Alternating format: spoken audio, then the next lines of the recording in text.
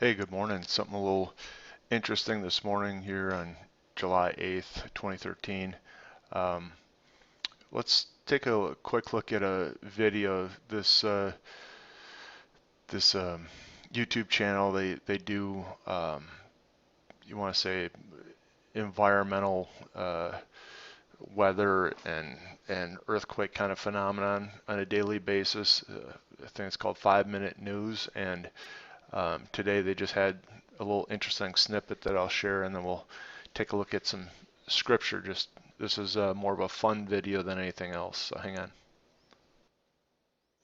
South of Bali. Number 53046 is in event mode.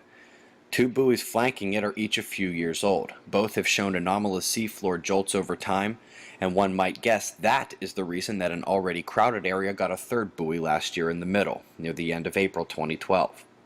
Now let's pull up April through the rest of last year. Well, if they were hoping for more data on those seafloor jolts, they got it. Within a few weeks, the sea level was dropping hundreds of meters in the span of hours, but the sea surface level didn't change. It was the sea floor rising, and just slow enough for the water displacement to be constant and slow, rather than like a tsunami. After nearly 750 meters of sea floor rise, the machine was turned off and allegedly checked.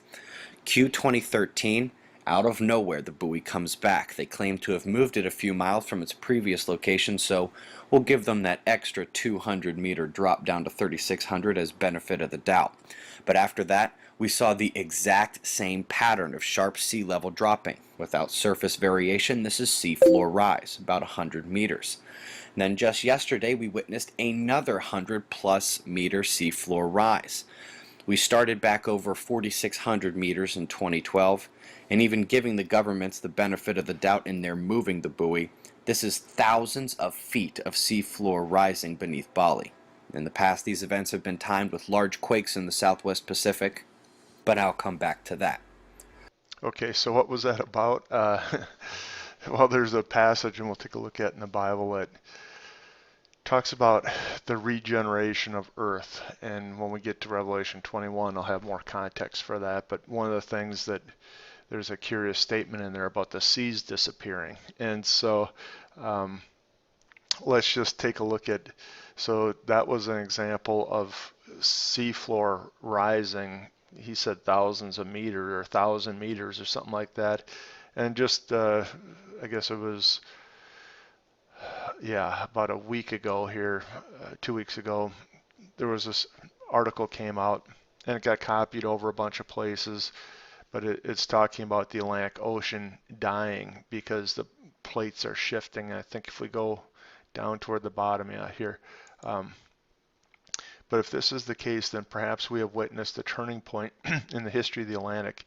These areas will produce cracks that sooner or later will lead to a fault in the lithospheric plate. This may cause a shift of continents and therefore degradation of the ocean. João Duarte commented on the study. According to his calculations, the premature death of the Atlantic will happen in 220 million years, and Europe and America will unite, and the entire ocean will disappear from the face of the earth. And so, of course, they're using 220 million years here. The scientists are trying to calculate what does this mean. Um, but you almost see a reversing of the process that broke up the continents in the first place, and then this curious discussion about the ocean disappearing. I suppose, and I'm not a geologist at all, but I suppose that as the plates ride past one another, the water must get pumped in down below the surface or something. I mean, I'm not sure where the water goes because of this, but something's going on. So let's go take a look at Revelation 21. And again, if you watch my video series on, kind of the timeline of what's left in terms of Bible prophecy, when we got to the third slide of talking mostly about the millennium, um, made quite the point how if you study these passages carefully, what you get is, and let's just go back here, 1. We're in the King James Version. I just went back to Revelation 20, and there's a there's a break, and really, you know, call it a parenthetical insertion, but let's just read in 20, chapter 20, certain verse 6. Blessed and holy is he that hath part in the first resurrection. On such a second death has no power, but they shall be priests of God and of Christ, and shall reign 1,000 years with him. And when 1,000 years are over, or 1,000 years are expired, Satan will be loosed out of his prison. Now, what just happened here is in 20, we're talking about the very beginning of setting up of the millennial reign. And, you know, Satan gets cast into the bottomless pit. He's going to be there for 1,000 years. Uh, Thrones are set down. You know, it's the very beginning setup of the millennial reign. And then right here between verse 6 and 7, as it's being discussed, there's an insertion or a parenthetical talking about what's going to happen to Satan. And it starts in verse 7 and it goes to the bottom of the chapter break. And now this is one of the unfortunate things about chapter breaks is that leads you to believe that when this parenthetical is over and you move to verse or to chapter 21, that we stayed talking in the frame, we stayed talking about the end of the millennium. But as I showed and demonstrated in different videos, I think there's a very good case you can make is that, you know, verse 7 through verse 15 was just to finish the discussion about what happens at the end of the millennium, that Satan gets released and that, you know, the white throne judgment occurs. But the context starting in the top of chapter 20, and then I'll argue resuming again in chapter 21, is the setup of the millennial reign. And so with that, and there's other reasons, and again, I'm not going to go back and repeat all that Bible study. But so when you get to the top of 21, then I saw a new heaven and a new earth. For the first heaven, the first earth passed away, and there was no more sea. And this is what I think is funny. So um, it's hard to imagine no more sea. But as we just saw today, we've got the sea floor rising. I guess it was what, west of Australia, if I remember right. And then 2 weeks ago, the discussion about how the plates were riding over one another and the Atlantic Ocean was going to disappear, bringing the United States back together, potentially with Europe. And now let's just go take a look at a couple of more related Bible passages. And we're in Isaiah 40. And um, let's just read the first several verses here. Uh, comfort ye, my people, saith the Lord. Speak ye comfortably to Jerusalem, and cry out unto her, that her warfare is accomplished, that her iniquity is pardoned, for she hath received of the Lord's hand double for all her sins.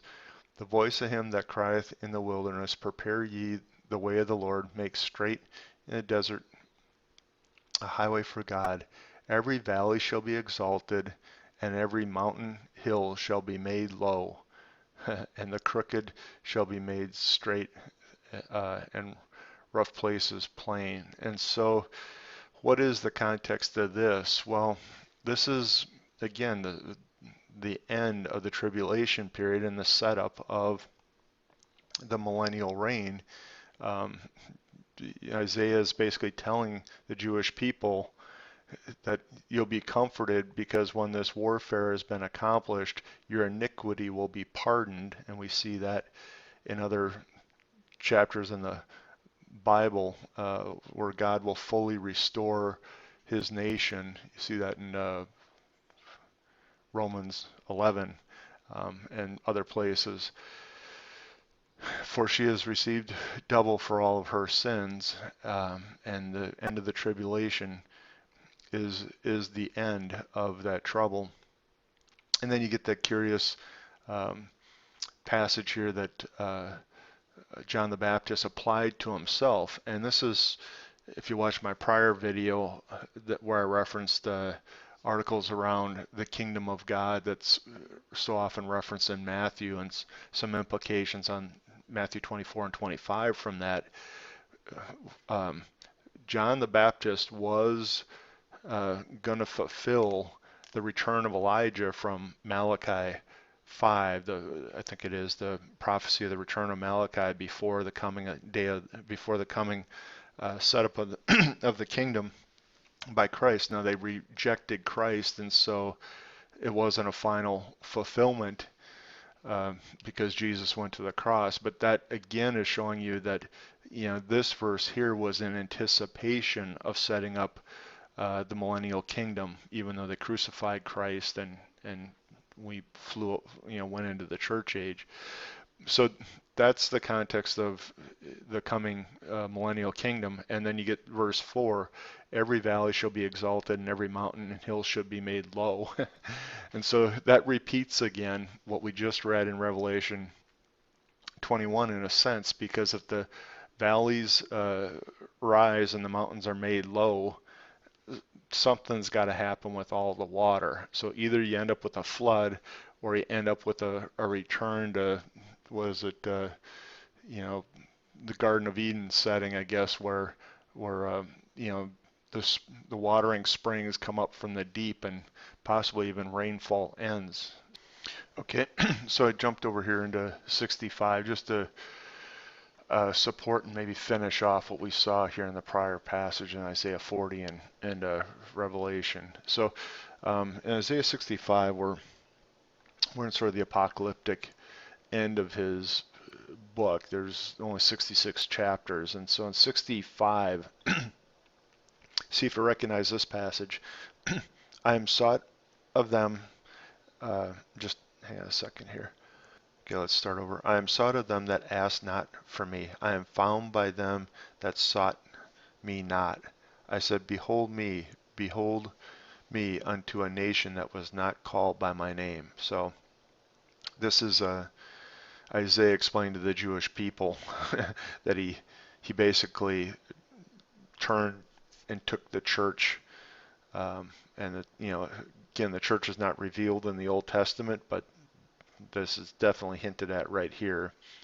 Um, and then he explains a little bit why.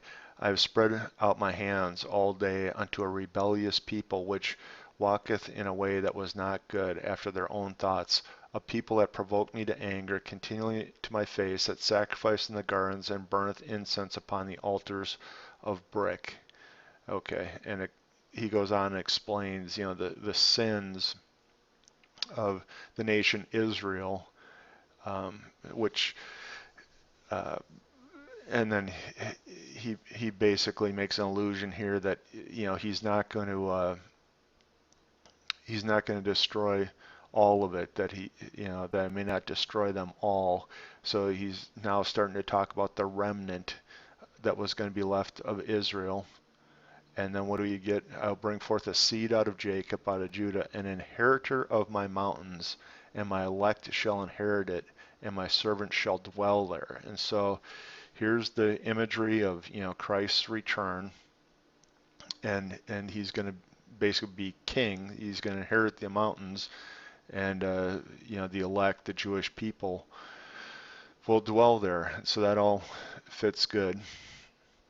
And then it talks about the blessings that are going to occur, so that Sharon will be for a fold of flocks, and the valley Achor a place for herds. Okay, and then he says, but for the other Jewish people that don't accept this, he's going to deal with them. Let's keep skipping down. Um, Repeated theme here. Let's come down. I think it's 16.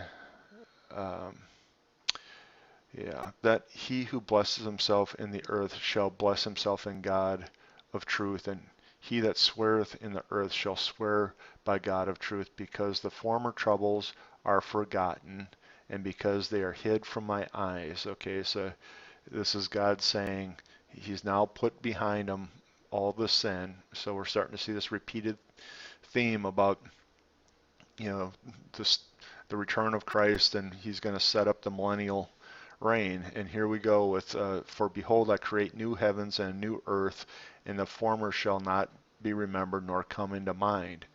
Now, see the ordering here. The creation of the new heavens and new earth, again, if you read all of Isaiah 65, will be even more clear.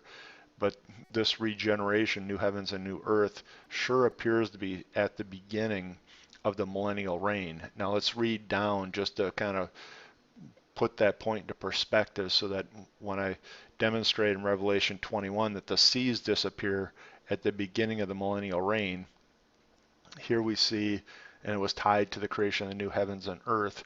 Here we see the creation of heavens and earth.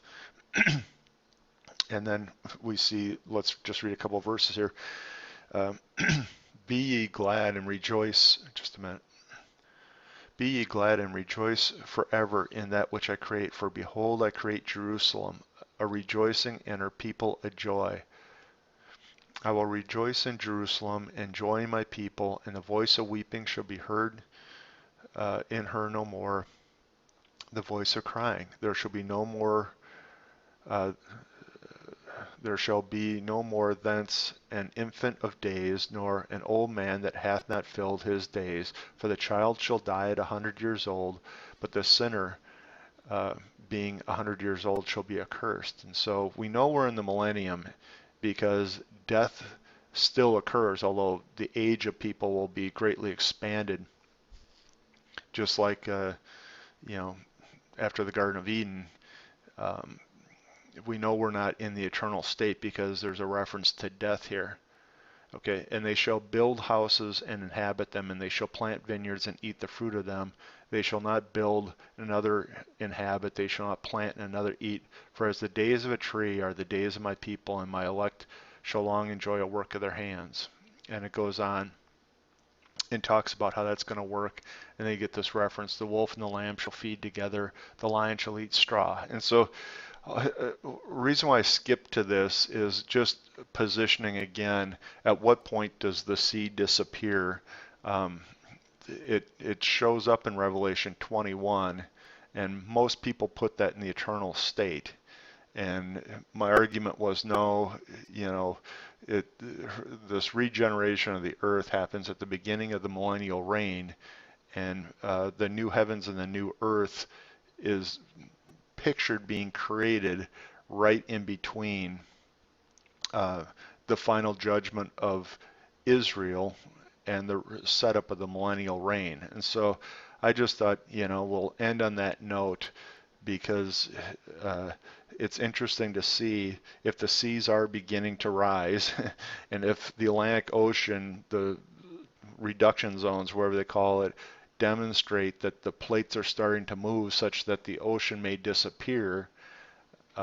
Again, I wouldn't follow the 220 million year scientific estimate, but you can see already the physical earth changes beginning to stage set, just like we see all the other things stage setting, um, with the climate anomalies and with the deaths of animals and sea life and all the other craziness going on. Well, now potentially we see the sea floor rising, and we have a demonstration of the oceans disappearing. So I just thought that was cool, and I thought I'd share it with everybody. A little bit of a lighter prophetic kind of video.